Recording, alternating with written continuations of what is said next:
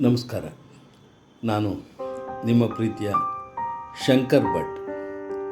ಇದೊಂದು ವಿಶೇಷ ಪ್ರಕಟಣೆ.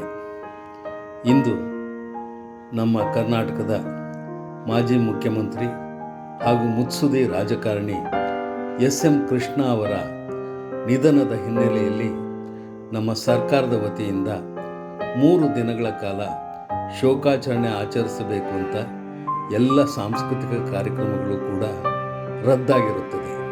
ಹೀಗಾಗಿ 12ನೇ ತಾರೀಕು ರವೀಂದ್ರ ಕಲಾಕ್ಷೇತ್ರದ ನಯನ ಸಭಾಂಗಣದಲ್ಲಿ ಆಯೋಜನೆಗೊಂಡಿದ್ದಂಥ ರಜನಿಕಾಂತ್ ಅವರ 74ನೇ ಹುಟ್ಟುಹಬ್ಬದ ಎಲ್ಲ ಕಾರ್ಯಕ್ರಮಗಳು ಕೂಡ ರದ್ದಾಗಿದೆ ಅಂತ ಹೇಳೋದಕ್ಕೆ ವಿಷಾದಿಸುತ್ತೇನೆ.